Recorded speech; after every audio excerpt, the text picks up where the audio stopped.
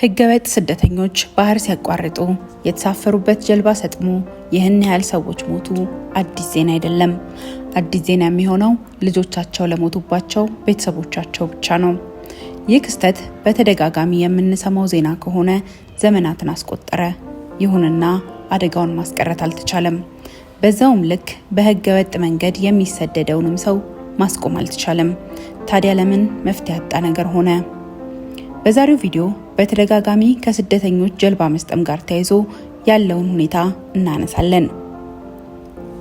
ልዩ እይታ የዩቲዩብ ቻናል የተለያዩ መረጃዎችን በተለየ ትንታኔ ያቀርብላችኋል። ለቻናሉ አዲስ የሆናችሁ ሰብስክራይብ በማድረግ ቤተሰብ ይሁኑ። ሀሳባችሁንም በኮሜንት ንገሩን። በዛሬው ዕለት ከተሰሙት አስደንጋጭ ዜናዎች ውስጥ የተባበሩት መንግስታት የስደተኞች ድርጅት ወይም IOM ከ180 በላይ ስደተኞች የመን ባህር ዳርቻ አቅራቢያ ተገልብጠው የደረሱበት እንደማይታወቅ የገለጸበት አንዱ ነው። ከእነዚህም ውስጥ አብዛኞቹ ኢትዮጵያውያን ነበሩ።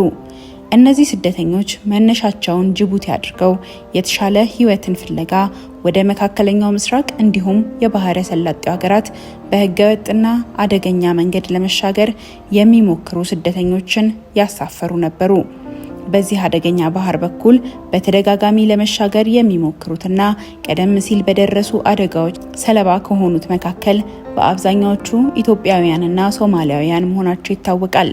በዛሬው ዕለት አደጋው ከደረሰባቸው ውስጥም 124 ወንዶች እንዲሁም 57 ሴቶች መሆናቸውም ተነግሯል። ታዲያ እንደዚህ አይነት ክስተቶች በየጊዜው ቢነገሩም ደንግጦ ጉዞውን የሚሰርዝ የለም። እንደውም ከምን ጊዜውም በላይ የስደተኞች ቁጥር እየጨመረ ነው።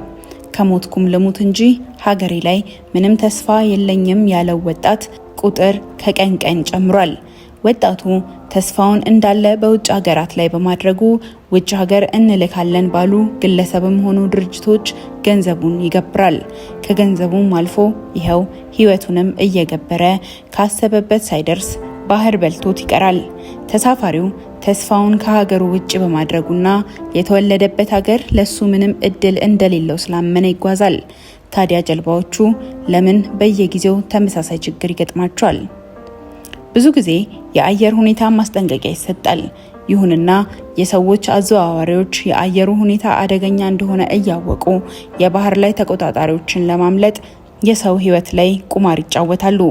በግዴለሽነት ጀልባዎቹ ባህርን እንዲያቋርጡ ያደርጋሉ። ታዲያ በዚህ አደገኛና በእንግልት የተሞላ ጉዞ የባህር ሰለባ ሳይሆኑ ወደ አሰቡት ሀገር እንኳ ቢደርሱ ለእስር፣ ለተለያዩ ጥቃቶች፣ ለግዳጅ የጉልበት ስራና ሌሎች አይነት ብዝበዛዎችም ይዳረጋሉ።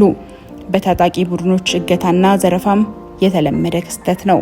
አስተያየት ሰጪዎች ታዲያ ከስደተኞቹና ከህገወጥ የሰው ነጋዴዎች በላይ የአውሮፓ ህብረትን ተጠያቂ ያደርጋሉ። ምክንያቱም የአውሮፓ ህብረት ሀገሩን ለህገወጥ ስደተኞች ክፍት ማድረጋቸው አንድ ስደተኛ ተስፋን ይዞ ከሀገሩ እንዲወጣ ያበረታተዋል። ይሁንና ሀገራቱ ለህገወጥ ስደተኞች ዝግ ቢሆኑ ኖሮ በሆነው ይሁን ብቻ ከሀገሬ ልውጣና እድሌን ልሞክር ብሎ ማንም እግሩን ከሀገሩ አያነሳም፣ የባህር ሰለባ አይሆንም ነበር ይላሉ። ማንም የተገኘ ህገወጥ ስደተኛ ተጠርዞ ወደ ሀገሩ ይመለስ የሚል ፖሊሲ ቢኖር ኖሮ ማንም ተንገላቶ ወደ ሀገሩ ለመመለስ ፈቃደኛ አይሆንም ነበር። አሁን ግን 50% ጉዞ የሚሳካበት እድል ስላለ ያቺን 50% ለመጠቀም ሁሉም ይጎርፋል ብለው ጥፋቱን ወደ አውሮፓ ህብረት ያዞራሉ። ይሁንና ይህ ብቻ አይደለም። የህገወጥ የሰው ዝውውርን የሚሰሩ ነጋዴዎች የስደተኞችን ልብ ስለሚያውቁ ተስፋቸውን በጠቅላላ ወደሚሄዱበት ሀገር ማድረጋቸው ስለገባቸው በትንሽዬ ጀልባ ያለ ልክ ሰው ይጭናሉ። ስደተኛውም ተስፋው መድረሱ ላይ ብቻ ስለሆነ አንዱ ባንዱ ላይ ተደርቦ እንዲሄድ ግድ ይለዋል። ነጋዴዎቹም በሰው ህይወት የሚቆምሩ ስለሆኑ ርካሽ ጀልባ ላይ ይጭኗቸዋል። ቅድሚያ የተከፈለበት ስለሆነም ስደተኞቹ ካሰቡት ቢደርሱም መንገድ ላይ ቢቀሩም እነሱ ከገንዘብ ትርፋቸው አይጎድሉም። በነጋታው ሌሎች ስደተኞች ተሰልፈው ይመጡላቸዋል። እንደ እድል ሆኖ እነዚህኞቹ ደግሞ ምናልባት ካሰቡት ይደርሳሉ።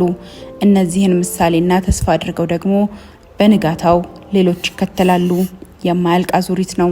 እንደ ተባበሩት መንግስታት ስደተኞች ድርጅት IOM ከሆነ ባሳለፍነው የአውሮፓውያን ዓመት ከ60 ሺህ በላይ ስደተኞች የመን ደርሰዋል።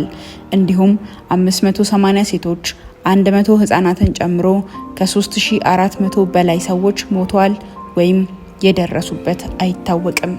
ልዩ እይታ የዩቲዩብ ቻናል የተለያዩ መረጃዎችን በተለያየ ትንታኔ ያቀርብላችኋል።